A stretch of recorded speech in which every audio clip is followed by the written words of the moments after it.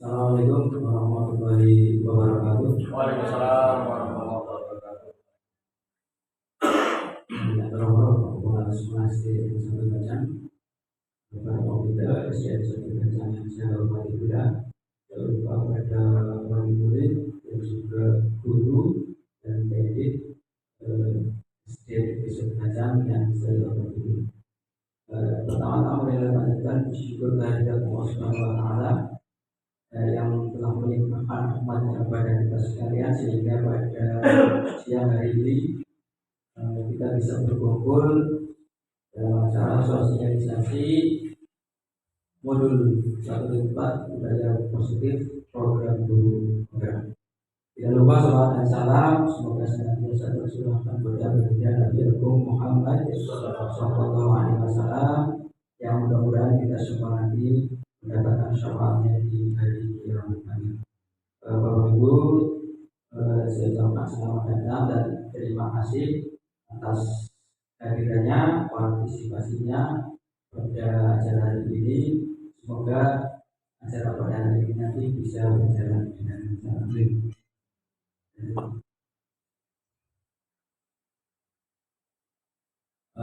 Untuk sesi hari ini terkait dengan tugas saya juga sebagai calon guru penggerak di angkatan 9. Nah, di antara modul-modul yang ada pada program guru penggerak ini, di antaranya nanti ada yang saya sampaikan mengenai budaya positif. Jadi menurut saya juga materi yang sangat baik untuk pengetahuan bagi bapak ibu semua, terutama ya juga seluruh warga sekolah tentunya. Di dalam modul guru penggerak ini yang pertama adalah ada filosofi pendidikan nasional Ki Hajar Dewantara. Bagaimana sih pendidikan yang diharapkan menurut beliau Ki Hajar Dewantara? Nah, dasar pendidikan menurut Ki Hajar Dewantara itu yang pertama adalah menuntun. Maksud pendidikan itu adalah menuntun segala kekuatan kodrat yang ada pada anak-anak agar mereka dapat mencapai keselamatan dan kebahagiaan yang setinggi-tingginya, baik sebagai manusia maupun anggota masyarakat. KHD 1936 dasar-dasar pendidikan dalam 1 paragraf 4 itu diambil dari itu. Dan pendidik itu hanya dapat menuntun tubuh atau hidupnya kekuatan kodrat yang ada pada anak-anak agar dapat memperbaiki lakunya hidup dan tubuhnya kekuatan kodrat anak. Itu pendidikan menurut beliau Ki Hajar Dewantara. Nah, dasar pendidikan menuntun itu yang sudah Bapak Ibu semua tahu, ada sistem Among. Yang pertama adalah Ingarso Tulodo, kemudian Imat Diowang Takso, Tuturi, dan dari beliau dari Ki Hajar Dewantara untuk dunia pendidikan. Dan selamat dan bahagia sebagai manusia dan anggota masyarakat dunia. Jadi di sini diharapkan siswa bahagia, bahagia di dalam sekolah, kemudian bisa di dalam sekolah dan juga di masa lingkungan masyarakatnya. Menurut beliau Ki Hajar Dewantara, kodratannya itu adalah merdeka. Nah, seperti apa manusia yang merdeka? Itu manusia yang hidupnya lahir atau batin tidak tergantung kepada orang lain, akan tetapi bersandar atas kekuatannya sendiri. Dan maksud pengajaran dan pendidikan yang berguna untuk kehidupan bersama ialah memerdekakan manusia sebagai bagian dari persatuan atau rakyat. Jadi merdeka itu mungkin kalau dalam bahasa itu ajaran mandiri, nanti tidak tergantung pada orang lain.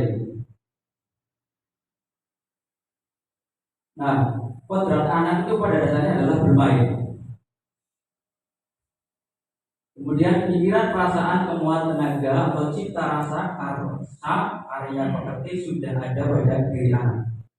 Jadi permainan anak dapat menjadi bagian pembelajaran di sekolah. Jadi kita bisa menerapkan pelajaran di sekolah itu dengan bermain atau menggunakan permainan, karena pada anak adalah bermain.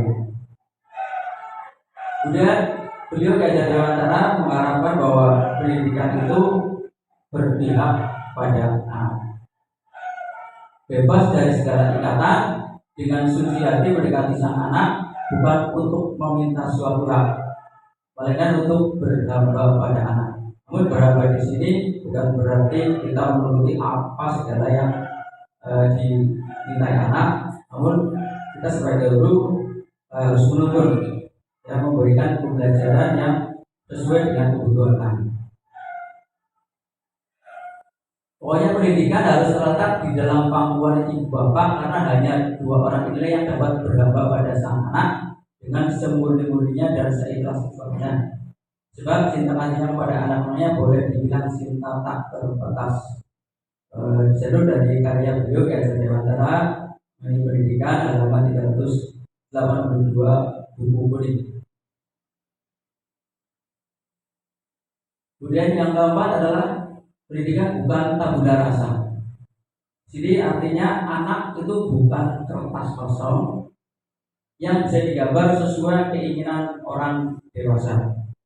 Itu materi ini juga saya agak menarik ya, bahwa anak itu bukan kertas kosong yang oleh gurunya dipaksa untuk sesuai dengan keinginan gurunya, tetapi pada dasarnya anak itu sudah ada potensi di dalam dirinya.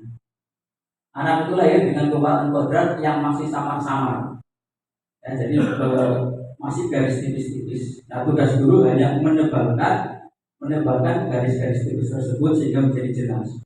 Nah, tujuan pendidikan adalah menuntun itu memfasilitasi atau membantu anak untuk menebalkan garis samar-samar agar dapat memperbaiki lakunya untuk menjadi manusia seutuhnya. Kemudian bagaimana cara menebalkannya sebagai guru? Nah, yang kelima, dasar pendidikan Gajah Dewantara adalah budi pekerti. Budi pekerti watak karakter dalam bersatunya perpaduan harmonis antara gerak, pikiran, perasaan, dan kehendak atau kemauan sehingga menimbulkan tenaga atau semangat. Budi itu pikiran, perasaan, kehendak atau kemauan. Nah, yang pekerti adalah tenaga, dan cipta rasa, karsa atau karya plus pekerti atau tenaga akan menghasilkan keseimbangan atau keselarasan hidup. Nah, contohnya bisa dicontohkan pada gamelan. Itu ketika sesuatu berpadu dengan baik akan menghasilkan keharmonisan atau keselarasan musik. Dan yang lainnya adalah petani. Di sini dimaksudkan bahwa guru itu sebagai petani, tinggal merawat, menumbuhkan. Seorang petani dalam ini sama kewajibannya dengan seorang pendidik. Yang menanam jagung misalnya hanya dapat menuntut tumbuhnya jagung. Ia dapat memperbaiki kondisi tanah, memelihara tanaman jagung, memberi pupuk dan air. Dia bisa membasmi ulat-ulat atau jamur-jamur yang mengganggu hidup tanaman padi dan lain sebagainya.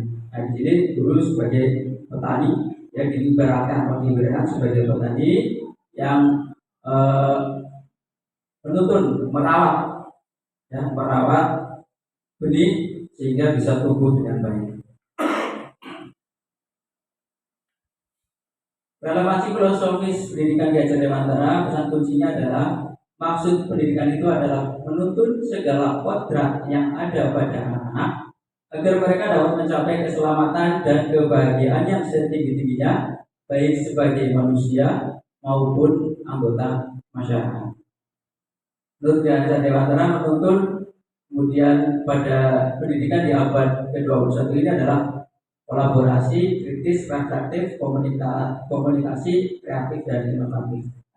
Dan menurut beliau Gajah Dewantara ada selamat dan bahagia di pendidikan abad 21 adalah istilahnya well-being.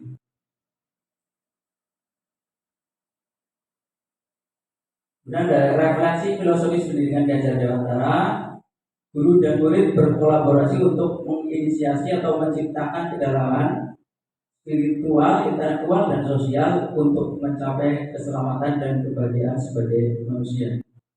Dan yang kedua, siswa dan guru merdeka belajar yang berkolaborasi bersama, menggali dan mengembangkan potensi siswa dan mengakomodasi karakteristik masing-masing untuk mewujudkan stadium Wilbai.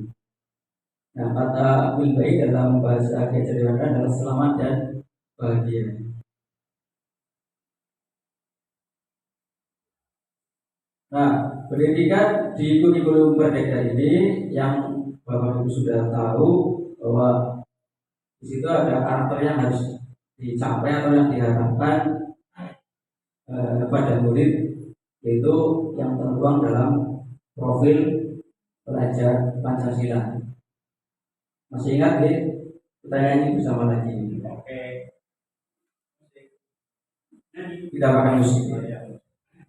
Satu, dua, tiga. Belajar Pancasila, beriman dan bertakwa pada Tuhan Yang Esa dan berakhlak mulia, berkebinekaan global, gotong royong mandiri, kreatif dan bernalar kritis. Sama itu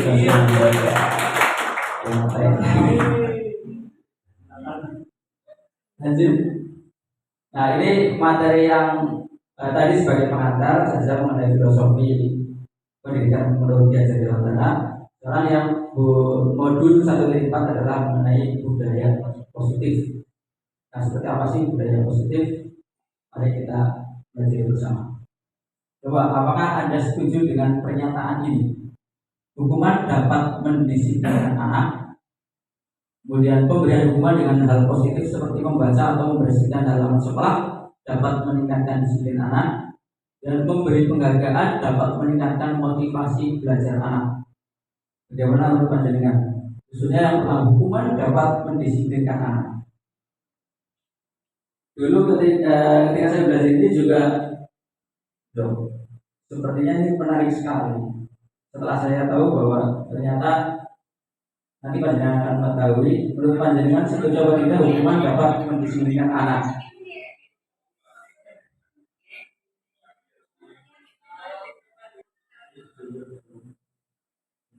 Kira-kira setuju atau tidak? Dengan hukuman itu dapat mendisiplinkan anak. Hukuman untuk fisik atau? Ya, namanya hukuman ya bisa secara fisik, tapi rata-rata kalau hukuman memang bentuknya rata-rata fisik. Jadi kalau fisik udah setuju. Ya setuju nih. Jadi ada pemberian hukuman dengan hal positif. Tadi ada hukuman dengan hal positif, membaca atau membersihkan halaman sekolah. Ini dapat meningkatkan disiplin anak. Ini setuju. Dan yang ketiga, memberi penghargaan dapat meningkatkan motivasi belajar anak. Dengan kita memberi penghargaan, misalnya yang sering terjadi adalah diberi bintang, jadi bintang ketika anak mencapai atau sertifikat seperti itu dapat meningkatkan motivasi belajar anak. Setuju.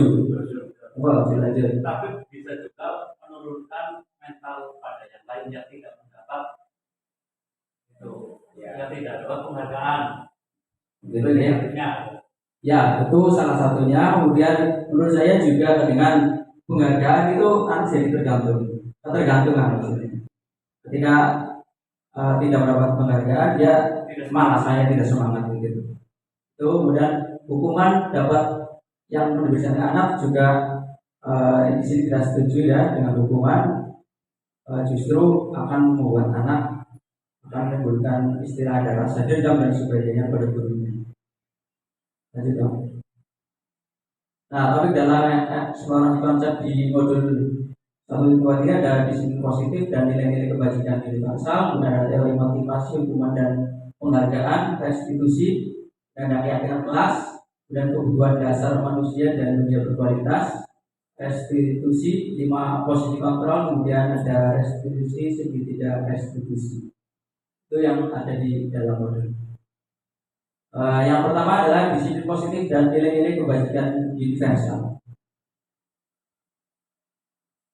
Nah, di sini ada kegiatan ya, kepalan tangan, ada A dan B. Saya ada dengan teman panjenengan berdua, ini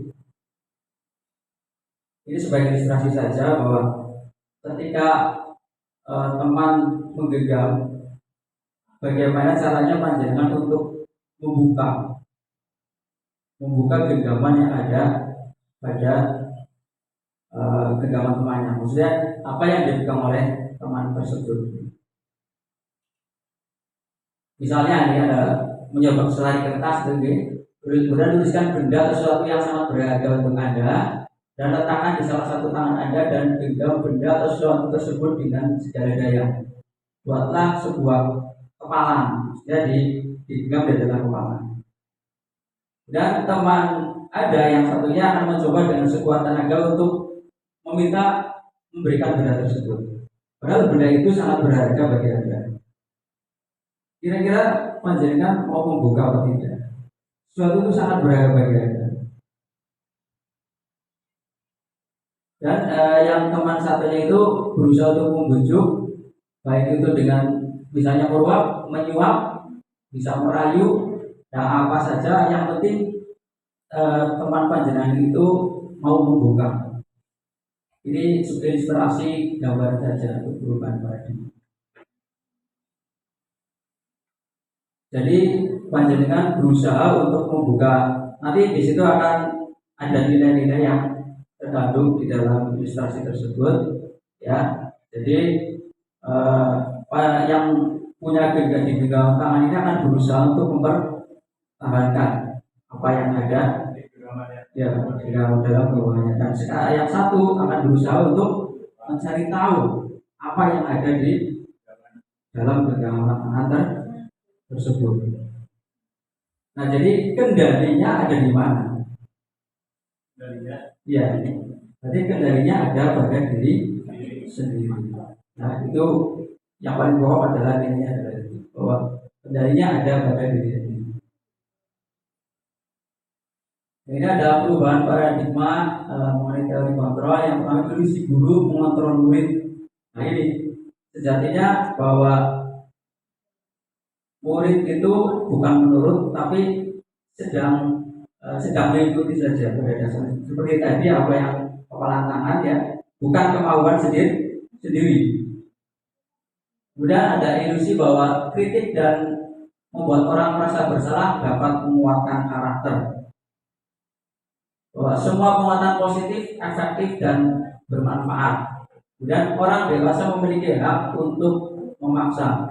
Jadi menurut materi belajar ini ada semua itu adalah ilusi dari seorang guru, bahwa guru dapat mengontrol murid. Kemudian guru dengan kritik dan membuat orang merasa bersalah itu dapat menguatkan karakter, dan semua penguatan positif, efektif dan bermanfaat. Kemudian ilusi bahwa orang dewasa memiliki hak untuk memaksa.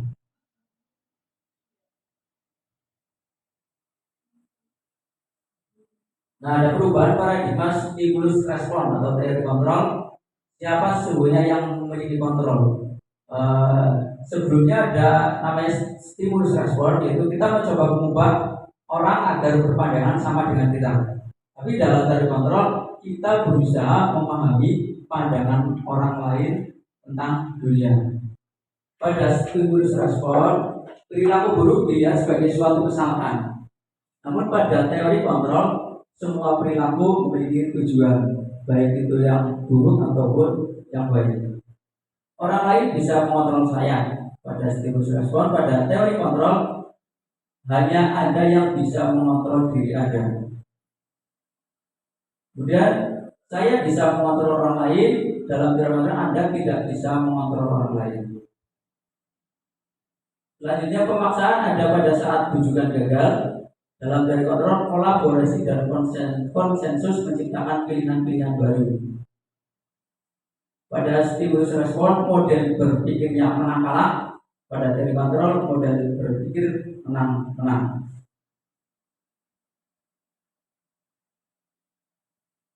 Kemudian, apakah makna disiplin? Disiplin berasal dari bahasa Latin disiplina, yang artinya belajar. Nah, makna asal dari kata ini berkonotasi dengan disiplin diri dari murid-murid Sokrates dan Plato. Disiplin diri membuat orang menggali potensinya menuju sebuah tujuan, apa yang dia hargai. Namun dalam budaya kita, makna kata disiplin telah berubah menjadi sesuatu yang dilakukan seorang pada orang lain untuk mendapatkan kepatuhan. Ini yang umum sudah terjadi, itu bahwa disiplin adalah sesuatu yang dilakukan seorang pada orang lain untuk mendapatkan kepatuhan, agar orang lain patuh kepada seorang, itu namanya disiplin. Dengan umum adalah hubungan kata disiplin dengan ketidaknyamanan, bukan dengan apa yang kita hargai atau pencapaian suatu tujuan mulia. Jadi dengan ketika kita bicara disiplin akan ada hubungannya dengan ketidaknyamanan. Yang selanjutnya adalah nilai-nilai kebajikan universal. Nilai-nilai kebajikan adalah sifat-sifat positif manusia yang merupakan tujuan mulia yang ingin dicapai setiap individu. Nilai-nilai tersebut bersifat universal dan lintas bahasa, suku, bangsa, agama maupun latar belakang. Setiap perilaku atau perbuatan memiliki suatu tujuan. Dr. William Geiser pada teori kontrol 1984. Dengan mengaitkan nilai-nilai kebajikan yang diyakini seseorang, maka motivasi intrinsiknya akan terbangun sehingga menggerakkan motivasi dari dalam untuk dapat mencapai tujuan mulia yang diinginkan. Diane Gosen 1998. Nilai-nilai kebajikan yang ingin dicapai oleh setiap anak Indonesia kita kenal dengan profil pelajar Pancasila. Ini yang sedang dilaksanakan di dalam kurikulum Merdeka saat ini. Itu yang tadi sudah kita bersama, beriman dan pertama pada Tuhan Yang Maha Esa dan berakhlak mulia, kemudian mandiri, bernalar kritis, berkebinekaan global, bergotong royong, kemudian kreatif. Ini pembelajaran yang kedua dalam teori motivasi, hukuman, dan penghargaan restitusi. Teori motivasi perilaku manusia. Ada motivasi eksternal untuk menghindari ketidaknyamanan atau hukuman apa yang akan terjadi apabila saya tidak melakukannya. Itu namanya teori motivasi eksternal, ya. Kenapa kita melakukan itu? Itu karena menghindari hukuman jika saya tidak melakukan. Dan yang kedua, untuk mendapatkan imbalan dari orang lain atau institusi. Nah, apa yang akan saya dapatkan apabila saya melakukannya? Jadi mengharapkan penghargaan untuk imbalan. Ini juga motivasi dari luar, ya, secara eksternal. Dan untuk menghargai diri sendiri. Nah, saya akan menjadi orang yang seperti apa apabila saya melakukannya. Nah, inilah motivasi. Nah, motivasi internal, motivasi dari dalam diri, ya, ini yang paling baik. Dan merdeka menurut Dian Dewantara, merdeka itu artinya tidak hanya terlepas dari perintah, akan tetapi juga cakap buat pemerintah diri sendiri, mengendalikan diri. Ini Dian Dewantara, pemikiran konsepsi keteladanan sikap merdeka Sekarang kelima tahun 2013 halaman 469. Dan apa itu restitusi? Restitusi adalah proses menciptakan kondisi bagi murid untuk memperbaiki kesalahan mereka, sehingga mereka bisa kembali pada kelompok mereka dengan karakter yang lebih kuat. Restitusi juga merupakan proses kolaboratif yang mengajarkan murid untuk mencari solusi untuk masalah mereka dan membantu murid berpikir tentang orang seperti apa yang mereka ingin menjadi tujuan mulia dan bagaimana mereka harus memperlakukan orang lain. Nah, ini restitusi adalah proses menciptakan kondisi bagi murid untuk memperbaiki kesalahan mereka. Jadi bukan dengan memberikan hukuman. Ciri-ciri restitusi bukan untuk menebus kesalahan, namun untuk belajar dari kesalahan. Jadi bukan kita disuruh untuk siswa itu untuk menebus kesalahannya, tapi untuk belajar dari kesalahan dan memperbaiki hubungan. Siswanya juga tawaran, bukan paksaan, tidak ada paksaan. Restitusi menuntut untuk melihat ke dalam diri. Restitusi mencari kebutuhan dasar yang mendasari tindakan. Restitusi diri adalah cara yang paling baik. Restitusi fokus pada karakter, bukan tindakan. Restitusi fokus pada solusi. Restitusi mengembalikan murid yang berbuat salah pada kelompoknya. Jadi di sini bukan membuat murid menjadi merasa bersalah, kemudian dia harus menebus kesalahannya dan sebagainya. Justru memperbaiki karakternya. Dan pelajaran yang ketiga ada keyakinan kelas.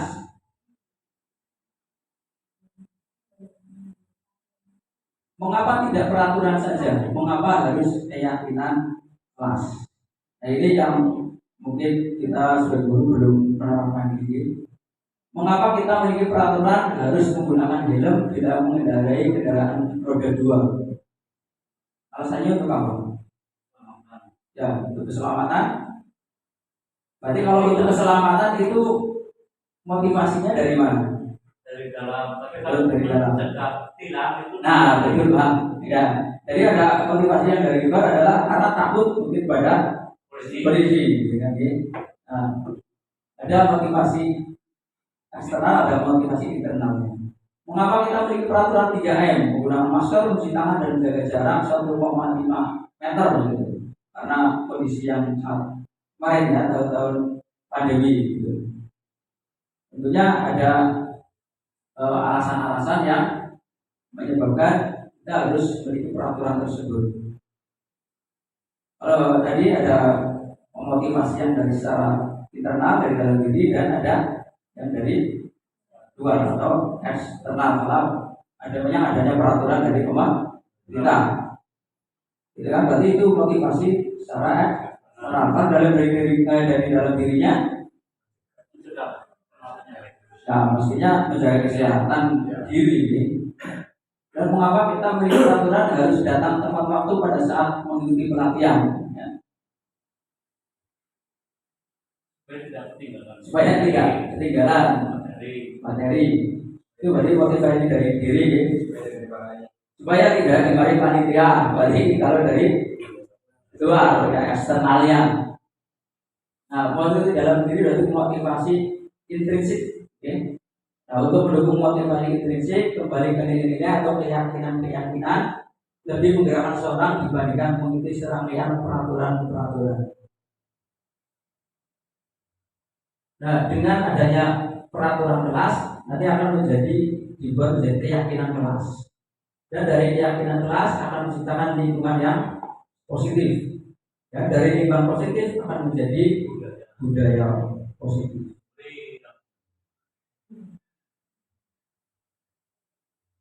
Nah, mana yang merupakan keyakinan kelas?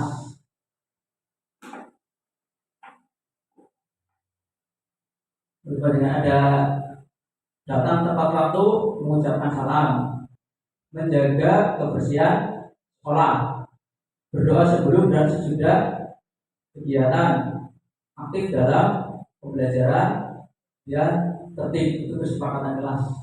Ya.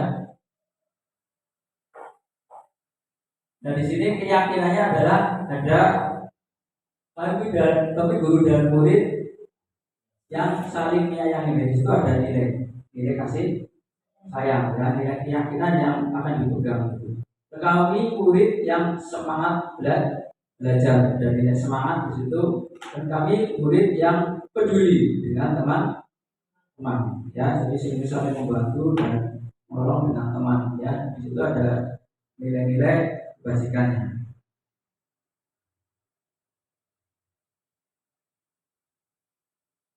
Nah, peraturan, ini contoh peraturan. Selalu kembalikan buku ke tempatnya, itu namanya peraturan. Dan keyakinan kelasnya adalah tanggung jawab. Ya, di situ ada nilai tanggung jawabnya. Dilarang mengganggu orang lain, itu peraturan, sebuah peraturan. Dan keyakinan kelasnya adalah menghormati orang lain. Ada peraturan hadir di sekolah 15 menit sebelum pembelajaran dimulai. Berarti menghormati orang lain juga ada.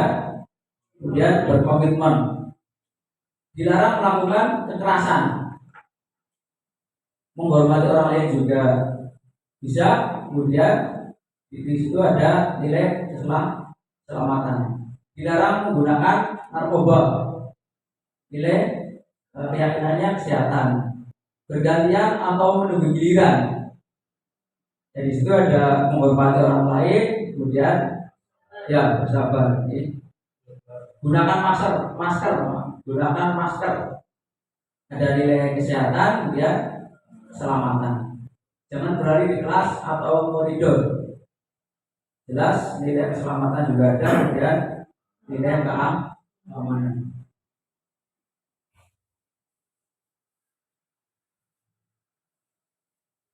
Nah, ada penambahan materi pada dihukum oleh penghargaan yang semula dari 5 unsur atau hasil riset menjadi hasil risetnya menjadi 8.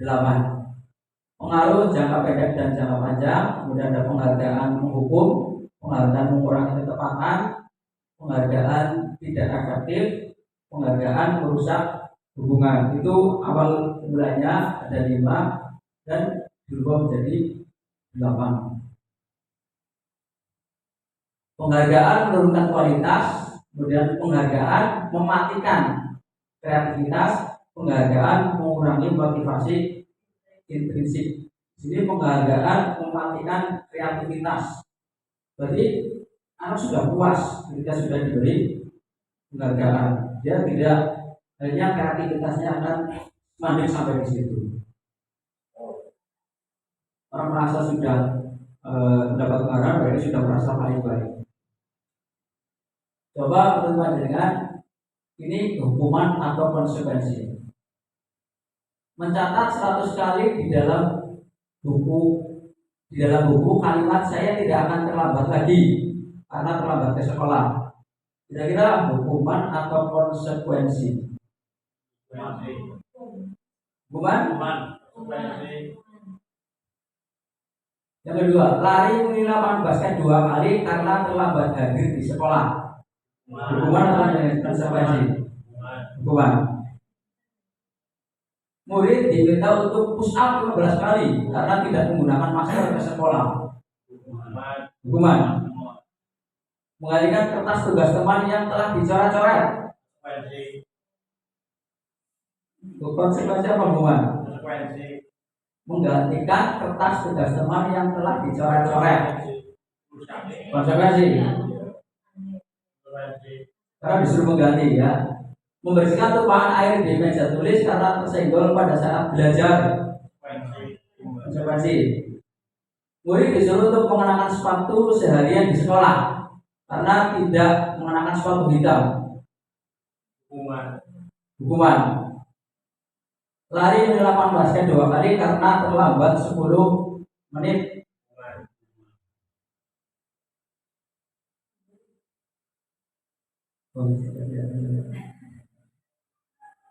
Bawahnya tidak kurang.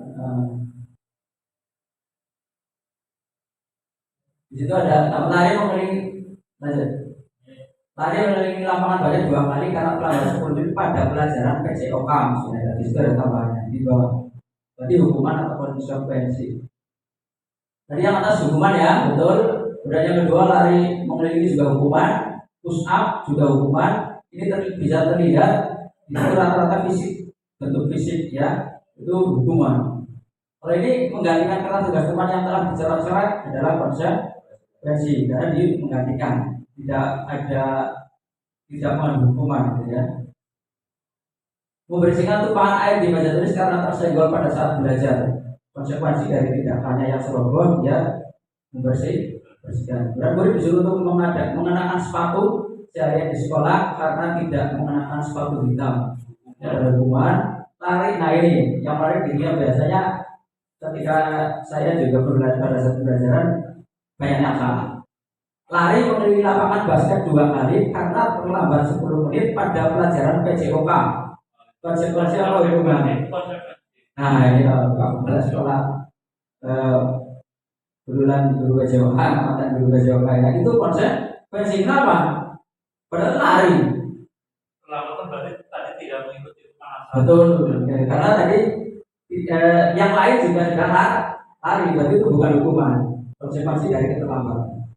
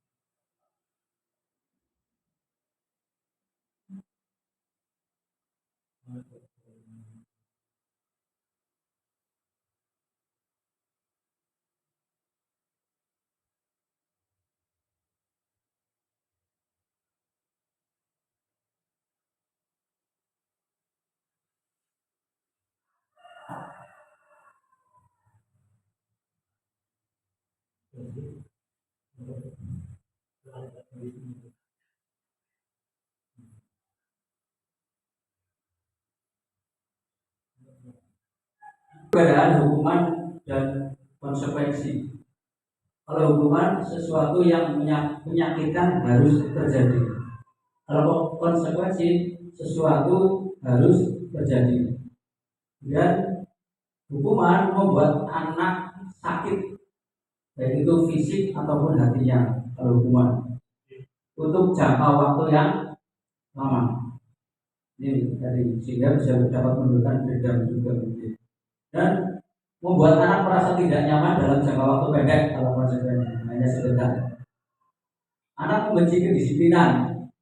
Pada konsekuensi anak menghargai disiplin. Pada hukuman ada paksaan. Sedangkan pada konsekuensi ada stimulus tanggapan. Pada hukuman konsep diri yang buruk mendorong anak menyakiti diri sendiri. Pada konsekuensi mendorong anak agar mudah menyusahkan diri. Dan konsep diri yang buruk, kalau dalam konsekuensi konsep diri yang baik. Pada hukuman anak belajar untuk menyembunyikan kesalahan, sedangkan pada konsekuensi anak belajar untuk mematuhi peraturan. Pada hukuman marah, merasa bersalah, dipermalukan, merasa tak dihargai. Tapi dengan konsekuensi anak kehilangan hak, dibuat tidak nyaman, dan diasingkan untuk sementara.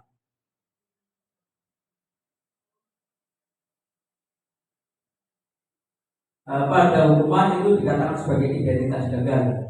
Dan pada konsekuensi disiplin, konsekuensi dan restitusi ini dikatakan sebagai identitas yang sukses. Ya. Jadi kalau pada hukuman sesuatu yang menyakitkan harus terjadi, tidak nyaman, kemudian korban mendapatkan kesedihan ya.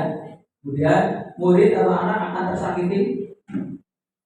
Sistem tidak akan berjalan bila murid tidak takut. Itu hukuman.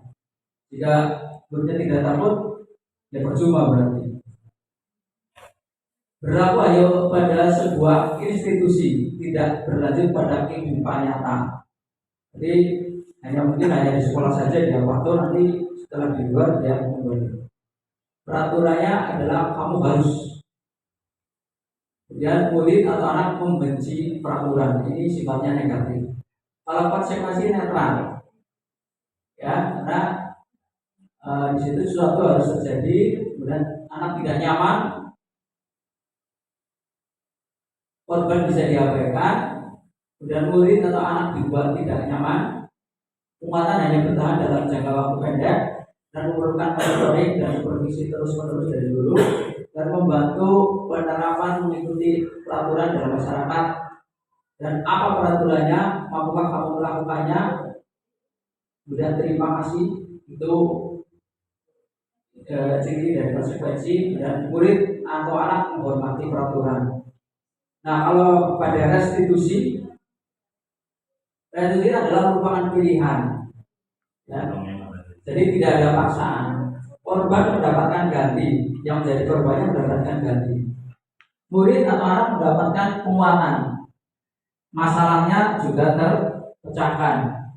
Murid belajar bertanggung jawab untuk perilakunya dan fokus pada pemecahan masalah dalam jangka waktu panjang. Kemudian apa yang kamu yakini, apa yang bisa kamu lakukan untuk memperbaiki masalah ini, itu bentuk-bentuk pertanyaan yang ditanyakan kepada siswa yang melakukan kesalahan. Dan murid atau anak menghormati dirinya dan orang lain. Nah, kalau respon ini bersifat positif.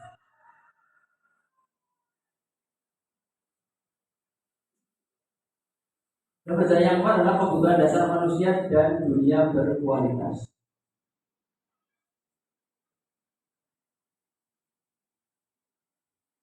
Nah, kebutuhan dasar manusia itu ada lima kebutuhan dasar yang dipenuhi.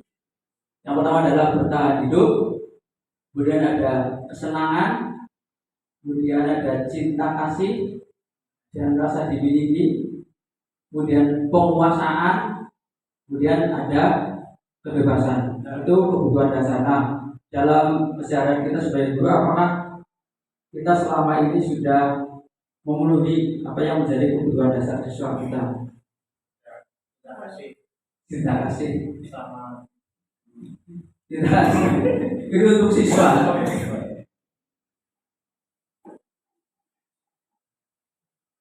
Di sini contoh ibu guru bilang, aku tidak boleh bersenandung sewaktu mengerjakan tugas. Katanya kelas harus tenang, tidak ada suara. Padahal kan aku suka dan senang menyanyi. Ini kira-kira keduanya apa? Ya, tadi ada 5 kebutuhan dasar, masuk yang mana? Yang apa? Kesenangan. Ya, itu ada suka dan senang. Ibu guru tidak menyapaku hari ini, padahal aku pakai jepit rambut baru. Apa ini kira-kira? Kebutuhan apa dari 5 kebutuhan dasar tadi? Guru tidak menyapaku, padahal aku pakai jepit rambut baru. Dari 5 kebutuhan tadi, bertahan hidup, kemudian kebebasan, kesenangan, rasa diterima, itu ya. Masuk ke ya cinta kasih dan rasa diterima. Karena dia tadi ingin diperhatikan, ingin ditakoni anaknya. Mungkin panjenengan juga sama di rumah anaknya ya. Aku bosan, masa belajarnya cuma gitu aja, dengerin ibu guru aja. Kira-kira apa ini? Itu bisa aku bosan. Kira-kira ingin apa nih? Kebebasan ya. Ya ingin mencari kebebasan. Masa belajarnya cuma gitu aja, dengerin ibu guru aja. Jadi pembelajaran mungkin dia kurang termotivasi untuk belajar di kelas ya. Aku sebel gambarku tidak rapi, malah ibu guru menunjukin ke teman-temanku di depan kelas. Ya, masuk ke penguasaan.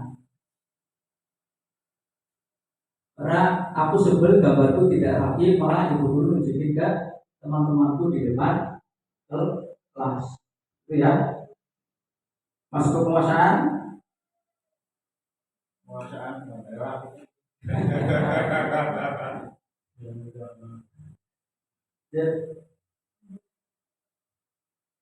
Kemudian yang kelima, pembelajaran yang kelima adalah 5 posisi kontrol.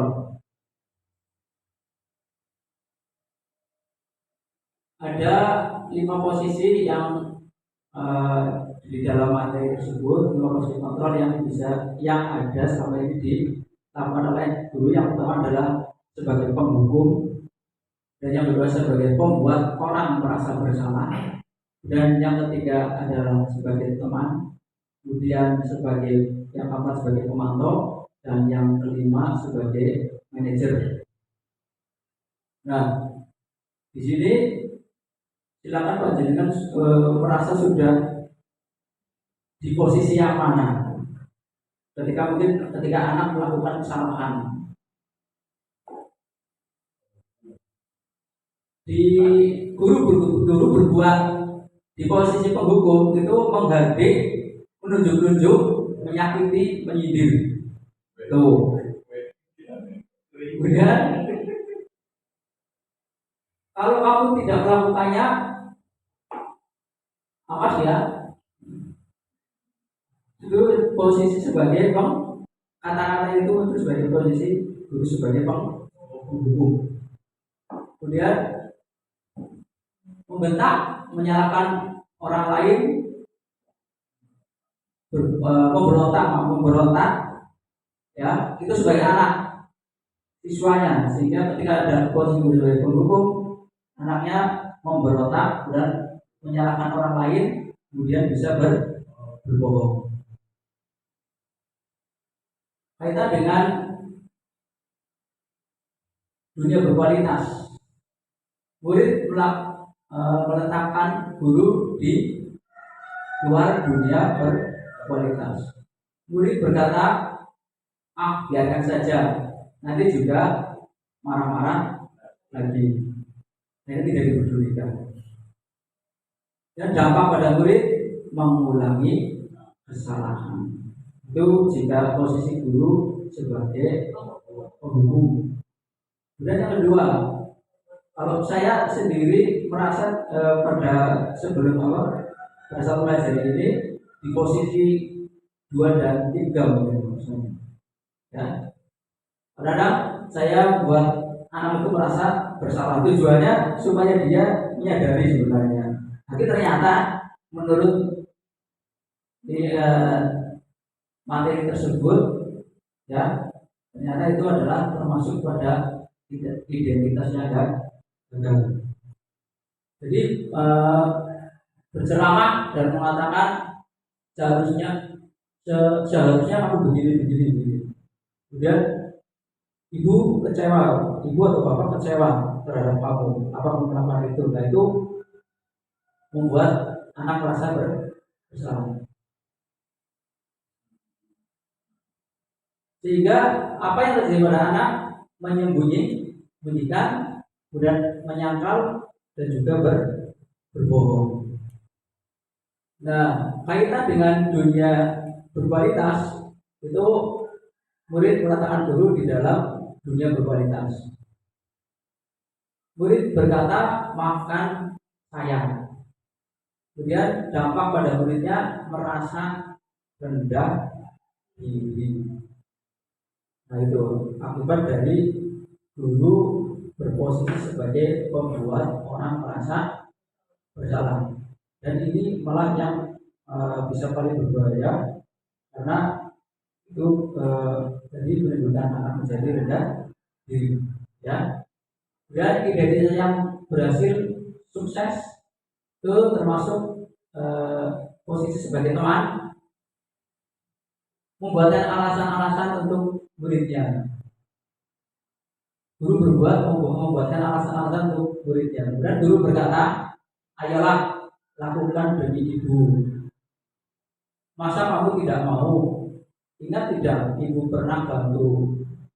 Itu kata-kata yang keluar, salah satu contoh kata-kata yang keluar di posisi kontrol sebagai teman. Kemudian murid akan ketergantungan pada gurunya.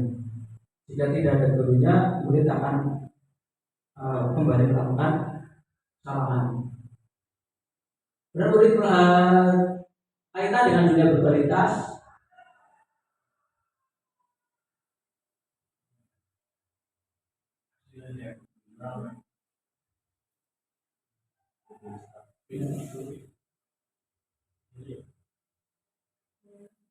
berkaitan dengan dunia berkualitas, murid meletakkan guru sebagai orang yang sangat penting dunia berkualitas.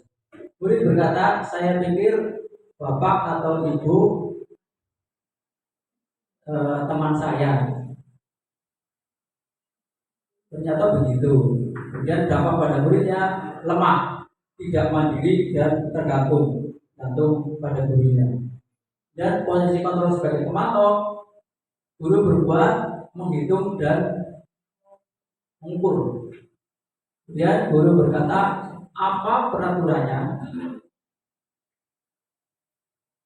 Hasilnya menyesuaikan diri bila diawasi.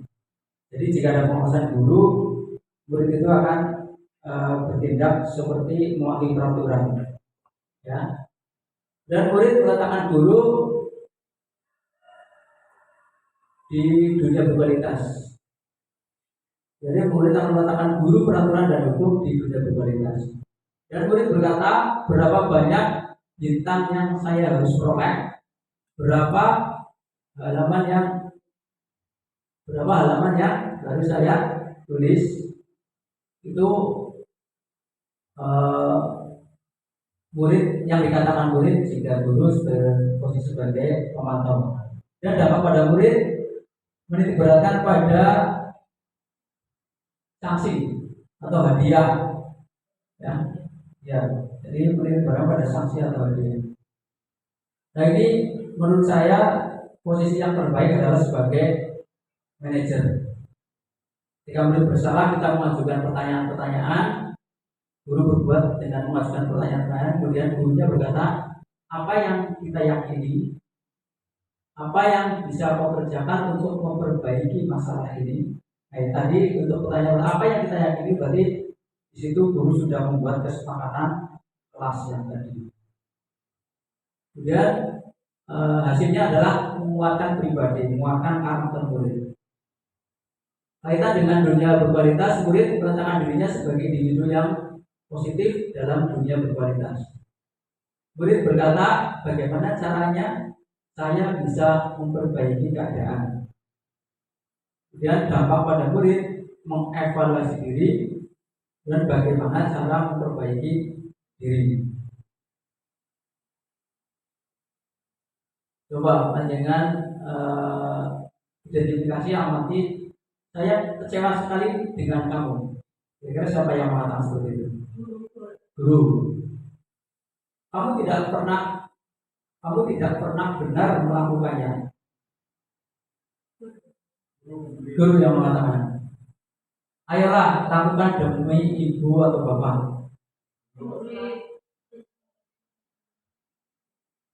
Siapa yang mengatakan itu? Ayolah lakukan demi ibu. Ayolah lakukan demi bapak. Siapa yang mengatakan itu? Guru, ya. Itu gurunya. Apakah kamu mendapatkan stiker bintang hari ini? Guru. Bagaimana kamu bisa menyelesaikan masalah ini? Guru, ya. Kamu selalu yang paling terakhir. Guru juga. Nah, maksudnya posisinya guru sebagai apa? Yang pertama adalah membuat orang merasa bersalah. Saya kecewa sekali dengan kamu. Dia akan jadi merasa bersalah. Kamu tidak pernah benar melakukannya. Diteras, ya, menghukum. Ayolah lakukan demi ibu atau bapak. Itu sebagai posisi sebagai teman. Apakah kamu mau mendapatkan stiker bintang hari ini? Itu posisi sebagai pemantau. Bagaimana kamu bisa menyelesaikan masalah ini? Itu posisi sebagai manajer. Kamu selalu yang paling terakhir menghukum, ya, langsung.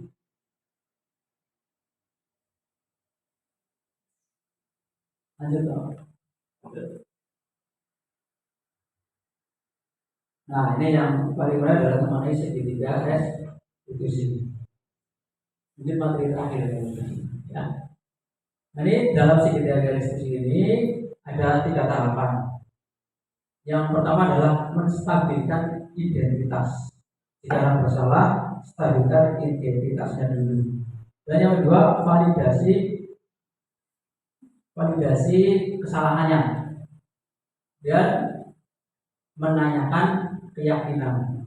Jadi kalau sudah di kelas sudah membuat keyakinan. Contoh-contohnya ini saya sebagai salah satu atau salah 2 contohnya saja, ya.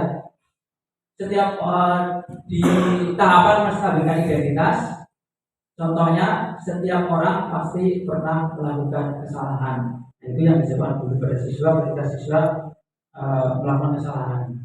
Jadi kita stabilkan dulu dengan kalimat contohnya, setiap orang pasti pernah melakukan kesalahan. Kemudian kamu bukan satu-satunya yang pernah melakukan ini. Itu untuk menstabilkan dulu emosi siswanya. Dan tahapan yang kedua adalah validitas atau validasi kesalahannya. Kamu tentu punya alasan mengapa melakukan itu. Jadi tanyakan alasannya, dan adakah cara yang lebih efektif untuk mendapatkan apa yang kamu butuhkan. Dan tahapan yang ketiga adalah menanyakan keyakinannya. Nilai-nilai apa yang telah kita sepakati. Kamu ingin menjadi orang yang seperti apa?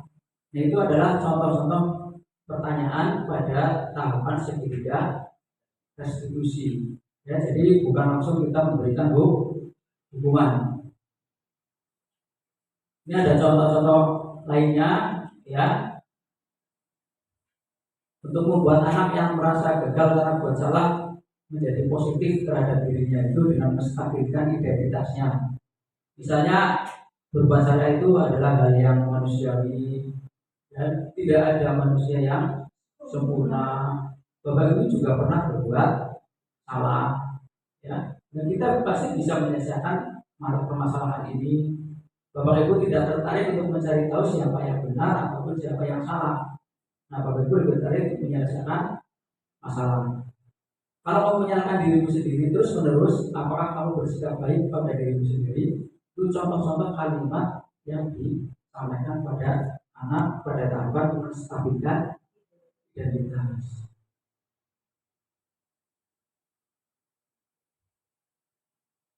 Dan pada validasi kebutuhan atau validasi kesalahannya, ya, membantu siswa mengenali kebutuhan yang ingin dipenuhinya ketika melakukan kesalahan itu. Dan pada dasarnya setiap tindakan manusia tujuannya adalah memenuhi kebutuhannya, ya. Contohnya bisa dengan kalimat, kamu bisa saja kan melakukan hal yang lebih buruk, tapi kamu tidak melakukannya. Kamu pasti punya alasan mengapa melakukannya. Apa yang penting bagi kamu? Kamu boleh tetap berusaha menjaga sikap itu, tapi tambahkan sikap yang lain.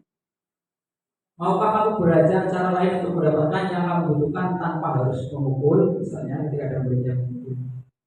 Apakah kamu bisa melakukan dengan lebih baik lagi besok? Itu pernyataan-pernyataan yang bisa disampaikan pada murid ketika memvalidasi tujuan. Dan anak melihat kesalahannya dihubungkan dengan norma sosial dan nilai yang mendasari manusia berinteraksi dengan orang lain. Itu dengan menanyakan keyakinan. Contoh-contohnya adalah apa nilai yang kita percaya di kelas atau sekolah kita, dan nilai-nilai universal apa yang telah kita sepakati. Kelas yang ideal itu seperti apa sih? Kamu ingin jadi anak yang seperti apa? Apa yang kamu rasakan ketika kamu melakukan itu? Kamu menjadi orang yang seperti apa? Itu pertanyaan yang bisa ditanyakan ketika menanyakan keyakinan, dan tentunya itu diawali dulu dari proses keyakinan, ya, dari pembuatan keyakinan atau kesepakatan kan kelas terlebih dahulu.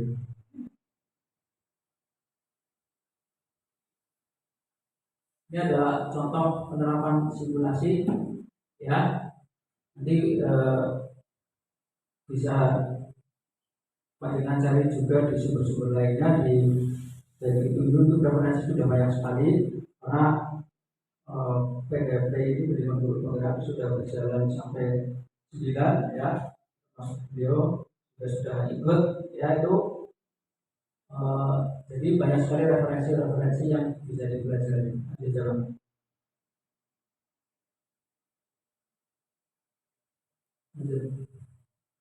Nah, ini contoh video yang kemarin saya buat untuk segitiga restitusi, bisa diklik di dalam itu.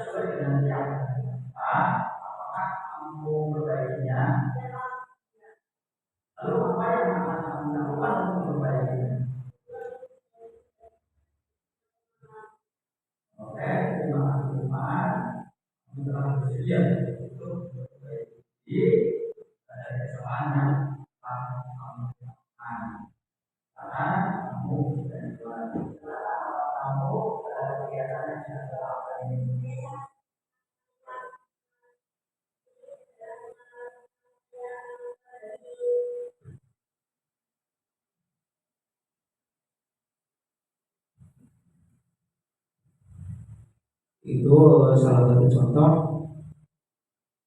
kegiatan restitusi yang dilakukan seorang guru pada siswa ketika siswa melakukan kesalahan.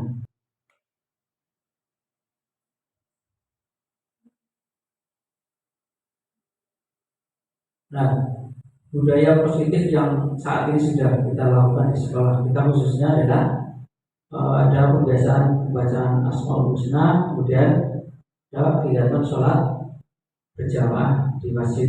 Tujuannya untuk apa? Kenapa kita melaksanakan itu? Tentunya kita saat ini sedang prihatin ya dengan karakter siswa yang saat ini sering menyimpang, apalagi dari kata-katanya bertutur kata ya yang kurang sopan, kemudian tingkah lakunya juga seperti itu, kemudian saling mengejek dengan menggunakan nama orang tua biasanya di bawah-bawah ya, sehingga terjadi perselisihan. Nah, itu yang menjadikan kita ingin karakter siswa itu menjadi lebih baik lagi dengan menumbuhkan akhlak mulianya melalui kegiatan-kegiatan diantaranya jadi ada pembacaan Asmaul Husna di setiap kelas setiap harinya ya, kemudian bisa bareng-bareng pada setiap hari Jumat, kemudian sholat berjamaah tentunya setiap Senin sampai Kamis ya kita lakukan itu. Dan kemarin juga sudah kita rencanakan untuk menambah dengan melaksanakan sholat Jumat ya. Yang mudah-mudahan dengan budaya pembiasaan tersebut menjadi budaya yang setiap hari kita laksanakan bisa menumbuhkan akhlak mulia pada siswa. Nah, mari juga kita sudah merencanakan untuk kedepannya adalah dengan melakukan hubungannya dengan lingkungan ya, dengan sampah. Nah, kita akan berusaha untuk memilah-milah sampah ya, baik sampah organik dan non organik, itu yang akan menjadi rencana kita ke depan. Ya, karena kebiasaan membuang sampah di sekolah ini masih dicampur ya antara sampah organik dan anorganik. Jadi biasanya yang paling banyak adalah sampah plastik bekas jajan ya. Mudah-mudahan ke depan kita bisa memanfaatkan sampah-sampah plastik menjadi barang yang lebih bernilai. Nah, tujuannya adalah mengapa kita memilah itu adalah supaya murid dapat membuang sampah sesuai dengan jenis sampahnya. Dan segenap warga sekolah dapat mempraktikkan pengolahan sampah menjadi produk yang lebih berguna. Dan telah ukurnya apa? Siswa sudah dapat memilah sampah sesuai tempat yang telah disediakan. Nanti kita sedang mengusahakan itu. Ini rencananya, ini rencana ke depan. Lanjut saja. Nah, itu contohnya kita akan mengadakan sarananya seperti itu. Kemudian hasil sampahnya akan kita olah ya, olah menjadi barang-barang kerajinan yang memiliki nilai. Nah, pastinya untuk melaksanakan budaya positif tersebut tadi perlu kolaborasi atau kerjasama, baik itu dengan teman sejawat, kemudian dengan tadi lingkungan, ya, masyarakat, wali murid, komite, dan juga kepala sekolah. Tentunya semua warga sekolah perlu mendukung adanya rencana kegiatan yang akan dilaksanakan. Begitu. Ya, terima kasih. Pastinya kata-kata inilah yang sangat diharapkan ketika kita diskusi seperti ini. Presentasi adalah terima kasih. Berarti artinya ketika terima kasih acaranya selesai. Oke.